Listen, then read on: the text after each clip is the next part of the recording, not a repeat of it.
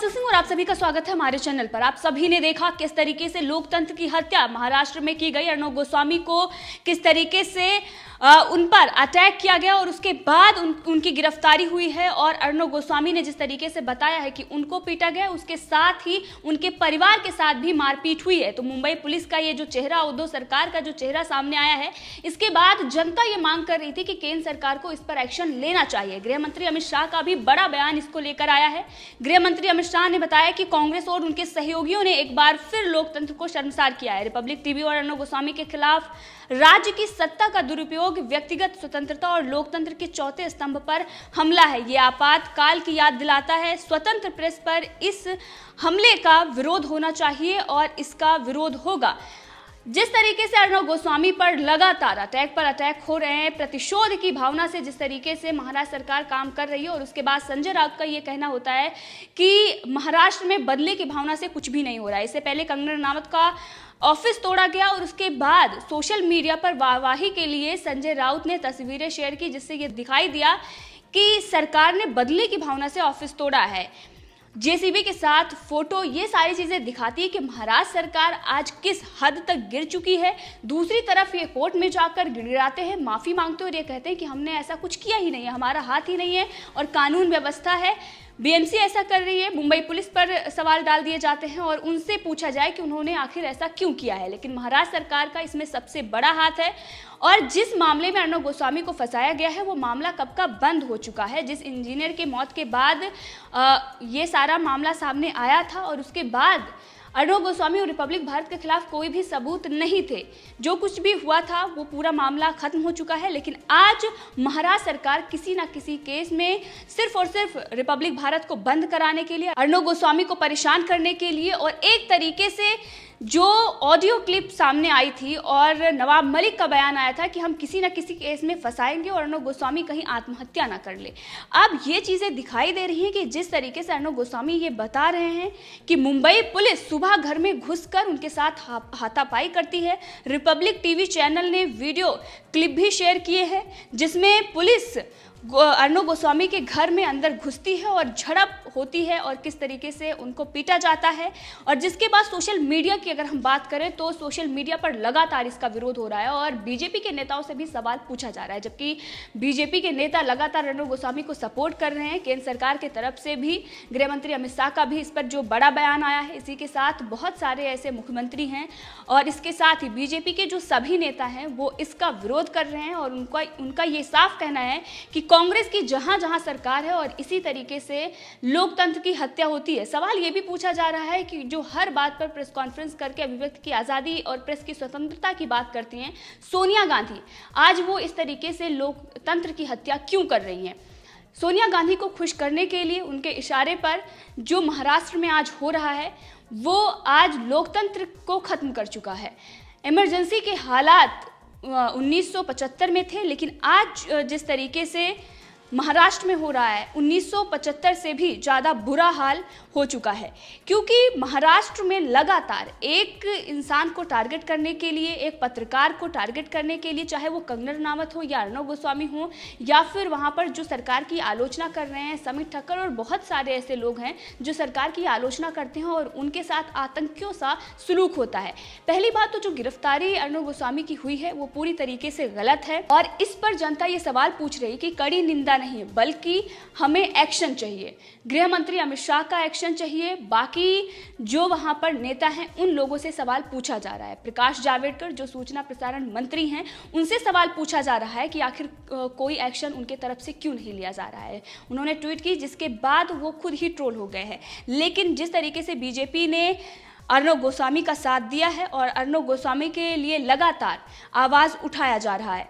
देवेंद्र फडणवीस जो महाराष्ट्र के पूर्व मुख्यमंत्री हैं उन्होंने भी इस पर ट्वीट किया अर्णव गोस्वामी के सपोर्ट में। उन्होंने ये ट्वीट करते हुए लिखा है कि सांप्रदायिक हिंसा भड़काने की कोशिश करने वालों का साथ दे रही है कांग्रेस पार्टी की हर साजिश का भांडाफोड़ करने की सजा अब अर्णव गोस्वामी को चुकानी पड़ रही है। टुकड़े टुकड़े गैंग हो या पालघर के हत्यारे, इनको शरण देने वाले कौन है, इसका जवाब सोनिया जी और राहुल गांधी से देश मांग रहा है। लेकिन इसी के साथ शिवसेना जो इस तरीके से अर्णव गोस्वामी पर अटैक कर रही है, जो लगातार अर्णव गोस्वामी पर अत्याचार कर रही है, विशेष अधिकार हनन प्रस्ताव हो, 10 मिनट का नोटिस हो या फिर बारीकी से जो डिटेल्स मांगी गई, अर्णव गोस्वामी के रिपोर्टरों को किस तरीके से जेल में डाला गया, रिपब्लिक भारत के साथ, रिपब्लिक मीडिया के साथ जो बदसलूकी मुंबई पुलिस महाराष्ट्र सरकार ने की, इससे पहले ही देवेंद्र फडणवीस को इसका विरोध करना चाहिए था।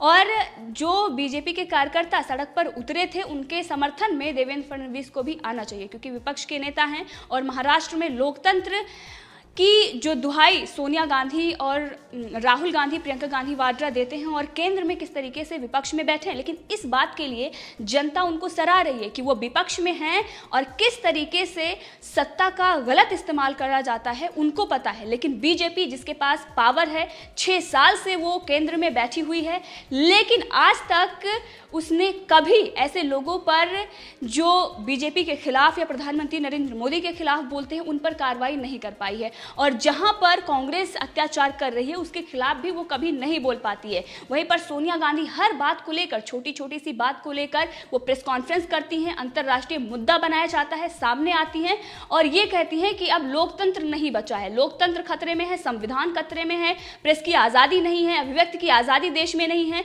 कांग्रेस महाराष्ट्र में क्या कर रही है, आज प्रधानमंत्री नरेंद्र मोदी से भी जनता सवाल पूछ रही है और उनको भी इस पर एक्शन लेना चाहिए। राष्ट्रपति शासन लगाने की बात तो बहुत पहले से की जा रही है।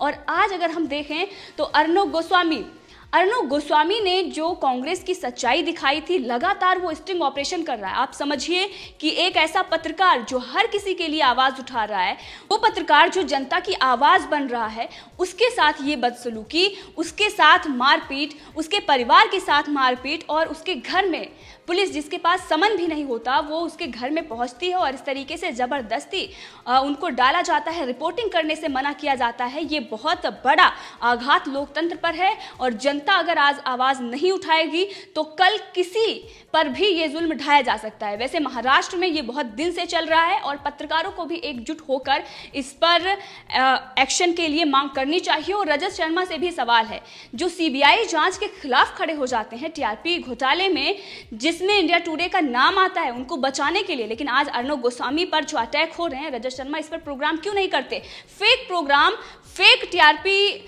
जो घोटाला था उसमें रिपब्लिक भारत को फंसाने के लिए प्रोग्राम करके परमवीर सिंह को जो बुलाते हैं, आज वो इस पर क्यों नहीं बात कर रहे हैं? या एनबीए किसी कार्रवाई की मांग क्यों नहीं कर रहा है? सीबीआई जांच के खिलाफ पत्र लिखा जा रहा था, याचिका दायर की जा रही थी, मांग की जा रही थी कि सीबीआई की जांच ना हो, लेकिन आज अर्णव गोस्वामी के साथ में ये लोग नहीं खड़े हुए हैं, क्योंकि ये जो गिरोह है, ये मीडिया बिल्कुल उसी तरीके से जो सेलेक्टिव चीज़ों पर ही सामने आता है। लोकतंत्र और संविधान की बात सिर्फ टुकड़े टुकड़े गैंग और उन लोगों के लिए की जाती है जो संविधान के लिए, जो लोकतंत्र के लिए खुद ही खतरा है, जो देश के टुकड़े टुकड़े करने की मंशा रखते हैं, उन लोगों के लिए आवाज उठाई जाती है।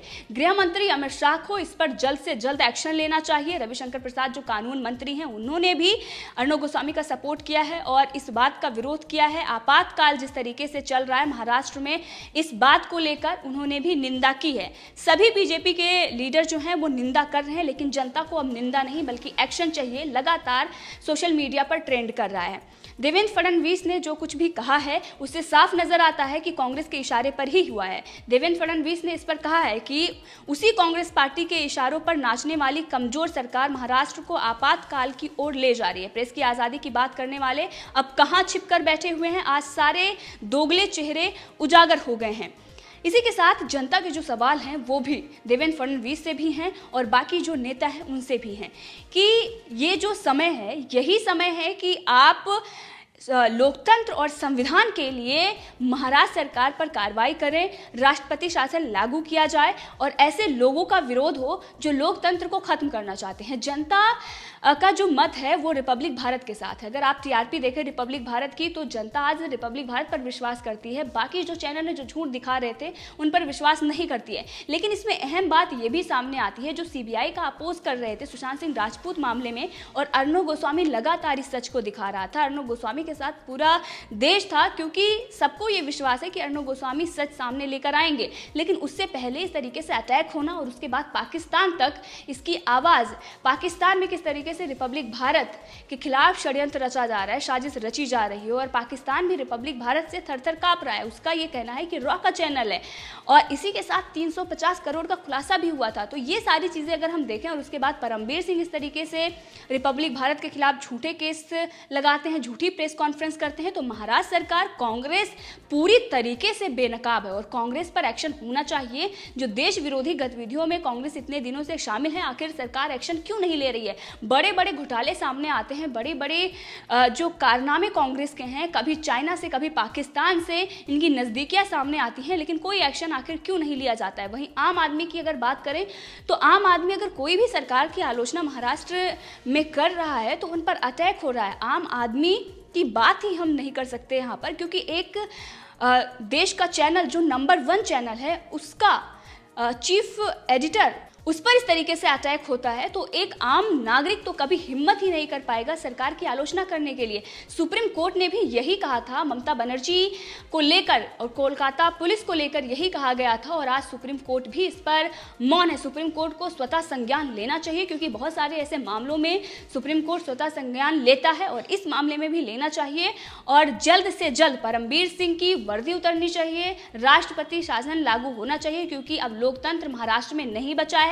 पहले इन्होंने जनता के साथ धोखा किया, बीजेपी के साथ इन्होंने चुनाव लड़ा, उसके बाद कांग्रेस और एनसीपी के साथ गठबंधन किया और आज सोनिया गांधी को खुश करने के लिए, सोनिया गांधी के इशारे पर अर्णव गोस्वामी पर इस तरीके से अटैक हो रहे हैं और लगातार सोशल मीडिया पर अर्णव गोस्वामी के समर्थन में लोग ट्वीट कर रहे हैं और मुंबई पुलिस के खिलाफ प्रदर्शन हो रहा है। लगातार जनता अर्णव गोस्वामी के साथ है और उसका ये कहना है कि महाराष्ट्र में अब जल्द से जल्द राष्ट्रपति शासन लागू किया जाए। उद्धव ठाकरे अब सरकार नहीं चला सकते। तो इस पूरे मामले में आप भी अपनी राय दे सकते हैं, कमेंट करके ज़रूर बताएं। अगर आपने अभी तक चैनल को सब्सक्राइब नहीं किया है तो कर ले, ताकि हर अपडेट आप तक पहुँचती रहे।